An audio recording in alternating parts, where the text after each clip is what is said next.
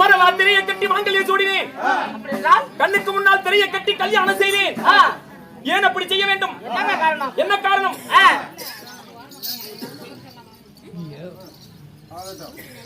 நண்பா,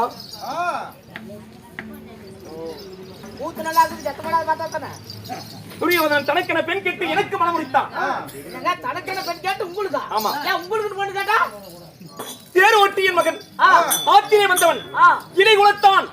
அப்படி என்று எனக்கு யாருமே பெண் கொடுக்க முன் வரவில்லை. சரி, அதனால துரியோதனன் போராம தேசம் சென்று பொன்னுராஜனிடத்திலே எனக்கு பெண் கொடுங்கள் என்று கேட்டு, துரியோதனனுக்கு தான் பெண் கேட்கிறானு, சரி ஆகட்டும் கல்யாணம் செய்து கொள் அப்படி என்று பெண் கொடுக்க முன் வந்தார்கள். எங்க மாப்பிள்ள மாறி போச்சுன்னா ஒத்துக்க மாட்டாங்களோன்னு பாரு, பூவாலான திரை.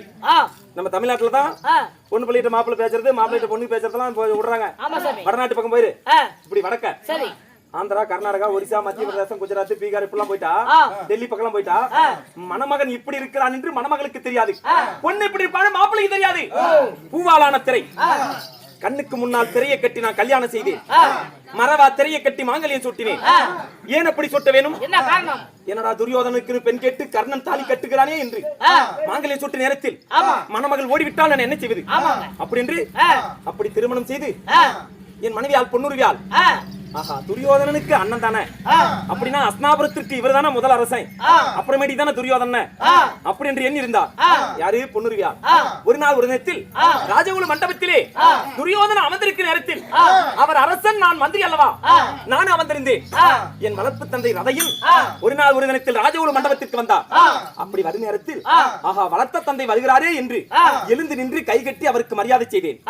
இதை எங்கேயே இருந்து பார்த்துக் கொண்டிருந்து விட்டால் என் மனைவி பொன்னுருவியால், அதிசயம், ஒரு தேரோட்டி வரும் நேரத்தில் அனைவரும் அமர்ந்திருக்கும் போது நம்ம கணவர் மட்டும் எழுந்து நிற்கும் காரணம் என்ன? இதை அறிய வேண்டும். அப்படி என்று இன்னைக்கும் பாரு, பெண்கள் மனதில் ரகசியம் தங்காது. ஏதாவது ஒரு புதிர் ரகசியம் இருந்தா பிரச்சனை கேட்டே தீரணும், அதை அறிஞ்சே தீரணும் நினைப்பாங்க. உன் பொண்டாட்டி கேட்டுக்கிறாள் அப்படியே நிறைய அது வேண்டாம். சரி பரவாயில்ல, புண்ணாச்சும் வேண்டாம். நீ எப்போ அது என்னத்துக்கு? அதை எடுத்தா மணிக்கணக்காகும். ஆமா, ஒத்துக்கிறியா? ஆமாங்க. சரி பரவாயில்லையே. நீ யாரு போறோம்? நான் வண்டிக்கு வந்தா போயிடலாமா? இல்லங்க, நான் ஊம்புறேங்க. நான் ஊம்பக்குங்க. நான் மச்சான் வந்து நம்பர். ஐயோ ஆறு பிரமா. முன்பக்குங்க. அதாவது எதல ஓட்டம்? பத்தியாட்ட டார்ச்சர் கட்டி விட்டு கதை கதை ஏதோ ஒரு மனைவி உங்ககிட்ட கேட்கணும்னு சொல்லுங்க. உணவு இடைவேளையில் எனக்கு உணவு பரிமாறும் பொழுது, சாமி உலக 56 நாட்டு அரசர்களுக்கு பேரரசன் மாமன்னன் துரியோதனன் அவர் அமர்ந்திருக்கிறார். அவருக்கு நீங்கள் மந்திரி, நீங்கள் அமர்ந்திருக்கீங்க. ஆனா ஒரு தேர் ஓட்டி அந்த ரதையில் வரும் பொழுது நீங்க எழுந்து நிக்கிறீங்களே, என்ன காரணம் அப்படின்னு கேட்டா, ஓஹோ எதே ஒரு சூழ்ச்சியால் கேட்கிறார் என்று அந்த சூட்சம் எனக்கு புரியவில்லை. நான் என்ன செய்தேன்? தேவி, அவர் தான் என்னை வளர்த்த தந்தை. கங்கை நதியிலே தங்கப்பெட்டியிலே என்னை கண்டெடுத்து வளர்த்தவர் அந்த ரதையன். என் வளர்ப்பு தந்தை வரும் பொழுது நான் எழுந்து நிக்காமல் என்ன செய்வது அப்படின்னு சொன்னேன். என்ன தேரோட்டியின் பிள்ளையா? காந்தாரிக்கும் திருதராட்டியனுக்கும் துரியோதனன் உடன் பிறந்த அண்ணன் இல்லையா நீ? இனி உன்னோடு நான் வாழ மாட்டேன். இப்பொழுது என் தாய் வீடு புறப்படுகிறேன். எனக்கு இனி உனக்கும் எனக்கும் எந்த ஒட்டும் இல்லை, உறவும் இல்லை அப்படி என்று புறப்பட்டால், தேவி பொன்னுருவி போக வேண்டாம் இல்லை என்று முந்தானியை பிடித்தேன். முந்தானி மீது என் கரம் பட்டது. அதை முளம் போட்டு கிழித்திருந்து போய் பண்டு போனவன் இன்னும் வரவில்லை.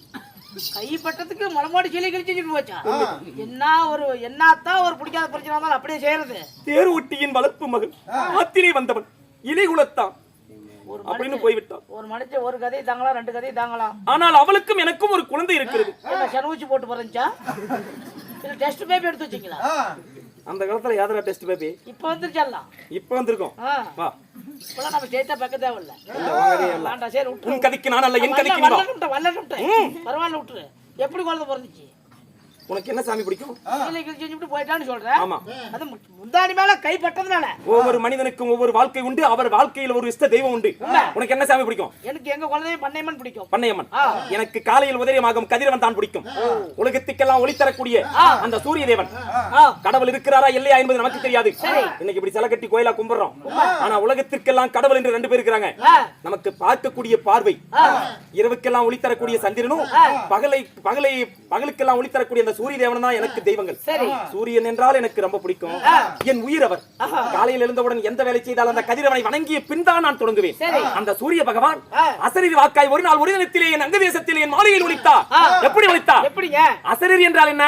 சொன்னால் சத்தம் மட்டும் தான் கேட்கும், என்னார் பேசுகிறார் என்று தெரியாது. யார் எங்க இருந்து பேசுறாங்க என்னன்னு தெரியாது. ஆமா, சத்தம் மட்டும் தான் கேட்கும். கர்ணா, உன் மனைவி பிரிந்து தனிமையில் வாழ்கிறாய்.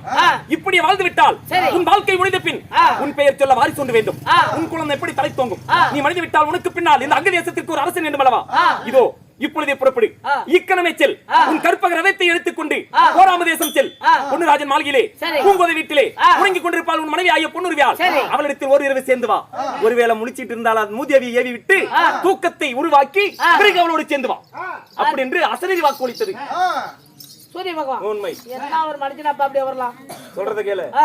பிறகு அந்த வார்த்தையை கேட்ட மறுகணமே என் கற்பக ரதத்தை எடுத்து என் அங்க தேசத்திலிருந்து போராம தேசம் புறப்பட்டேன். அப்படி சென்று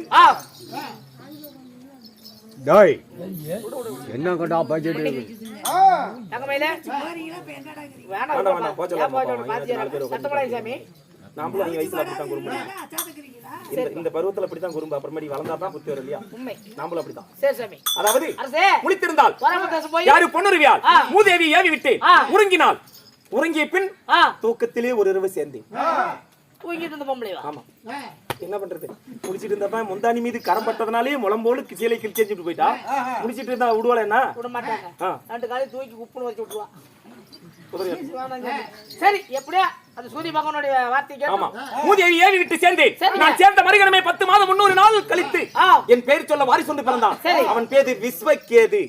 அவன் பெயர் விஸ்வகேது. என் குலத்தை தலை துவங்க வந்த தலைமகன் விஸ்வகேதும் என் மனைவியால் பொன்னுருவியாலும் போராம தேசத்தில் வாழ்கிறார்கள். என்னை பிரிந்து நான் தனிமையில் இந்த அங்க தேசத்திலே வாழ்கிறேன். உலகத்திலே 32 தானங்கள். 32 தானத்திலே இந்த கர்ணன் 31 தானம் செய்திருக்கிறேன். பிறகு வைத்துக் கொள்வோம். ஆனால் அப்புறம் பேசிக்கலாம். சரி, ஒவ்வொரு வீரனுக்கும் ஒரு பேர் உண்டு. அந்த வீரன் கையில் வில் இருக்கும் ஒரு பேர் உண்டு. அந்த வில்லுக்கு ஒரு பெருமை உண்டு. இந்த வில்லுக்கு என்ன பேருங்க? இந்த கர்ணன் கையில் இருக்கும் வில்லின் பெயர் கார்ணிக வில். கார்ணிக வில். கார்ணிக வில். ஆமா. சரி, வில் எடுத்து நாணிய பொட்டினால் அண்டரண்ட சராசர 600 கோடி பூமண்டலம் சப்த சாகிரம் மதிமேத ஜாதர பாதாள சொர்க்க ஈரேழு 14 லோகமே சரி, அதற்கு ஒரு அர்த்தம் உண்டு. ஏன் நடுங்க வேண்டும்? அன்று காண்டாவனத்தை தகவல் செய்தான் பேடி பையன் அர்ஜுனன். பாம்பினங்கள் அழிந்தது. லட்சக்கணக்கான பாம்பினங்கள் எரிந்து நாசமாகியது. அதிலே அசுவசேனா என்ற ஒரு பாம்பு என் பாதம் வந்து அபயம் என்று விழுந்தது.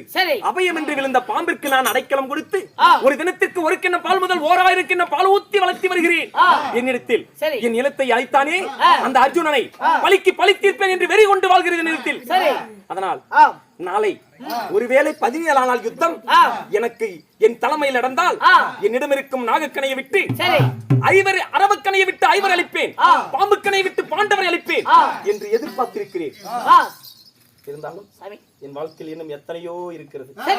ஆனால் இதெல்லாம் சொன்னா ஒரு பத்தாது. இன்று அங்கு தேசத்தில் என் மாளிகையில் அமர்கிறேன்.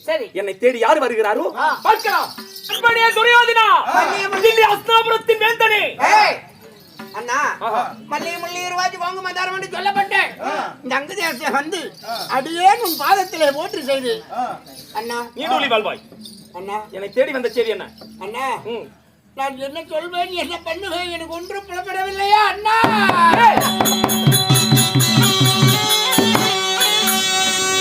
அண்ணா, நான் என்ன என்று சொல்வேன் அண்ணா?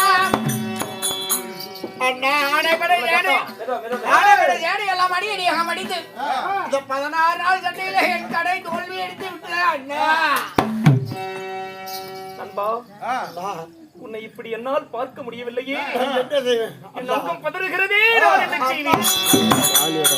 அண்ணா, நண்பா, ஆடைபடை சேனை எல்லாம் அடியடியாக மடித்தது உண்மைதான். நான் ஒண்டி மரமானே ஒரு மரம் தோப்பானே, நான் என்ன செய்வேன் அண்ணா? தம்பி துரியோதனா, அஞ்ச வேண்டாம், பதற வேண்டாம், நான் இருக்கிறேன். என் உடம்பிலே கடைசி துளி ரத்தம் இருக்கும் வரை உன்னை ஒருபோதும் கோலையாக விட மாட்டேன்.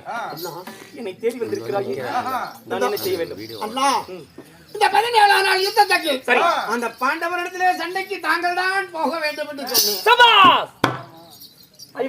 அரவக்கணையை விட்டு ஐவர் அளிப்பேன், பாம்பு கணையை விட்டு பாண்டவரை அளிப்பேன். வெற்றி நமக்கு என்று எண்ணிக்கொள். நாளை நடக்கும் 17 நாள் யுத்தத்தில் என்னுடைய அரவக்கணையை விட்டு ஐவரின் சிரத்தை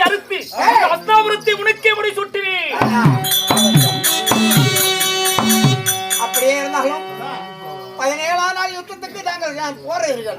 போகும்போது தங்களுக்கு என்ன வேண்டும்? சேனாதிபதி பட்டம் கொடு. அண்ணா, என் தலைமையில் யுத்தம் நடக்கட்டும். அண்ணா, 17ஆம் நாள் யுத்தத்திலே பாண்டவருடைய சிரத்தை அறுத்து வருகிறேன். நண்பா அப்படின்னு சொல்லும்போது வெற்றி வேக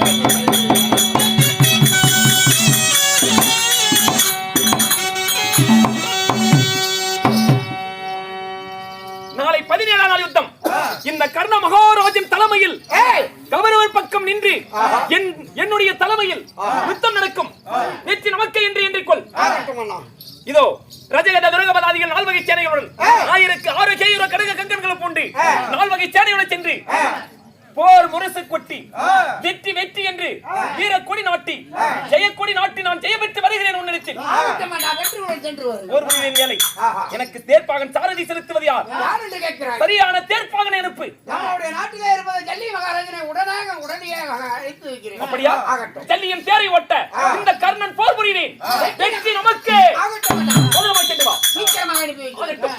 அருகே இங்கே 17ஆம் யுத்தத்துக்கு செல்ல வேண்டும். சேனாதிபதி பட்டம் கொடுத்திருக்கிறான் துரியோதனன்.